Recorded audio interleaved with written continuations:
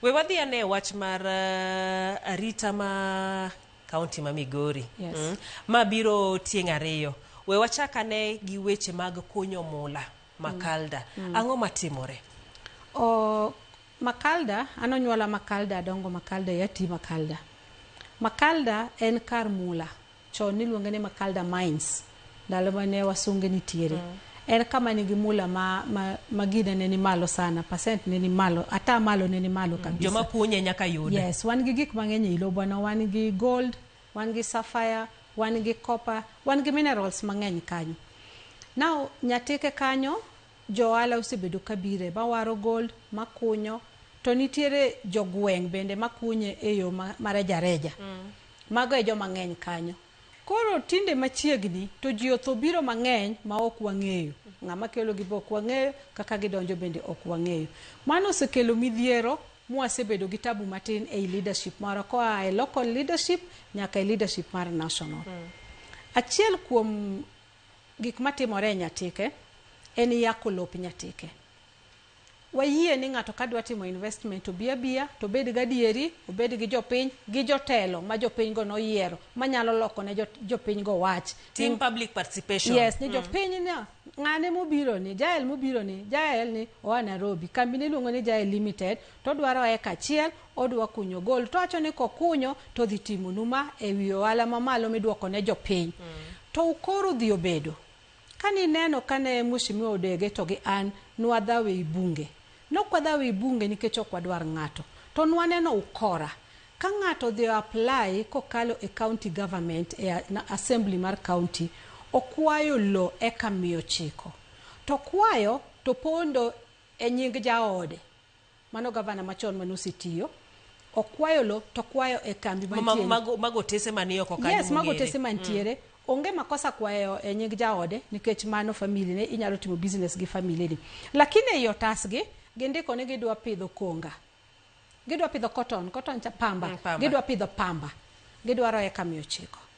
To kendo kiluore eka 900 ni ok jiswa adieri ni eka 900 ni ng'ata achiel ema dware koso gipoge gi jomoko, to kembe bodhi oried moko kendo bang'e kendo mang'eny madwaro eka 50 eka 30. Public participation okotim. Leadership mar Nyatike, jogo moyier gi kura ma Nyatike, ana Migori County as a whole, lakini anyathi Nyatike, adak Nyatike, nitiere mbunge ma Nyatike, jogi oningo luong te, tiyudo ka MCA kende emong'e wachni. So nwaparo to ang'o miyo diket ni ng'ata achiel emong'e, to MCA to rito mana ward achiel. To king'iyo eka mokawe eka 900 osekalo ward na ene ward mar ariyo. The same person ni iyudo ka otese moko waduogo ayudo Kiapanda mano osekawo golo eka 404 miuru Kadem. Lo momiye no luongo ni miuru Kadem. En gi eka 404 e nying ng'ama chielo mopono nying Jaarabu. E Nyatike mangima onge Jaarabu. Kendo nying mar Mohamed ni an kenda man kode nikech family na kende jo Islam kanyo. Iyudo ko chako kae mano kawo konde kango, okawo no dhi pidho konga. Konga pok nwa pidho Nyatike. Pok nwa pidho pamba Nyatike. Okisi nok nyalre. Okawacho ni ok nyalre, pok nwa pidho. To kopo ni dhi pidho konga, to nitiere gimiluongo ni puonjo jopiny. Ni sani gold ok kende mwanyalo timo, ka wanyalo pidho konga, nwa pidho tiel ariyo gi uneno ka giti, koro konga gi timo kama, itime kama ekipidhe. Nyaki nyis jopiny kata kiloko gima ne gitimo ni dwa timo gima nyien. Lakini adieri me iye kanyo e mbele Nyasaye en ni iyako lopwa tiyako kuma nigi gold. Kata moluongo ni miuru Kadem, North Kadem ni uondache maber, ayudo kokao North Kadem mang'eny. North Kadem nigi gold sawa kanye manyatuoro nitie. Ng'ata achiel ni o apply lobni. Ing'eje election notim August 20, dwe mar 8 2022.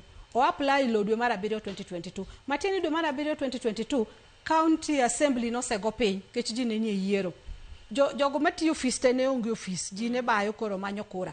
En ng'ama nokalo ni gini mochiwo eka 404. E gima nadwa penjo ni to kare approval process no kalo nade? Gino okokale, gino ningo kale assembly mar county. Masani. Mar eka 404 nokokalo. Notime gi ng'ata achiel mane ni e kom sechego. To duogo kele Nairobi ka, ma Nairobi okale. Wayuda Kisiri Godege. Ng'ata achiel ma chako duogo ka eka 900. Waonge problem gi ng'ato. Ana onge problem gi ng'ato. But kanye madakie.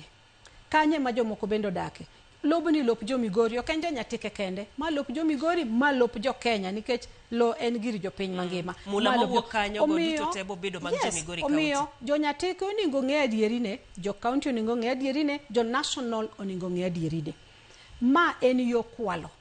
Koro ma emwa kedo godo. Ema miyo watabi neno kata kanyo cha dhi rally uriri, opang kona moro matin, otunga matin kanyo, nikech ingo lobni. To lo ma Nyatike, takuong'ora e mesani, ni eti chame mana katho. Abiro kedo ne jo Nyatike, abiro kedo ne jo Migori County, lopgi ok ne kaw e yo mar miriambo. To ka jo piny obedo piny, gi investor, magi winjore, magi wacho ni Fatuma ng'ani jael kako pimo wachne ni, wayie gi jael wamiye eka 900 gi. Aonge problem. Jo piny oyie, aonge problem. Kech jo piny mondika tich. To jo piny odagi, sama wuoyo kodi ni jo piny odagi ma jo piny yuagore na. Gionge ler ewi. Gionge ler to gidagi bende. Nikech mane ing'ene Nyatike ok wapur kata oduma chielo kipidhi. Wan wachamo golde mwadhi go sikule ma pod nyithindwa dhi go sikul. E chiembwa mwang'e, puothwa mwang'eyo. Okay. Aya, aparo ni otego wabodhi e bage nikech ging'eny. Lo achiel ni wachore bende ni obedo gazeted ogo e chapa ni en bungu, en forest area. Yes. Gi piny owacho. Ogoe gi bungu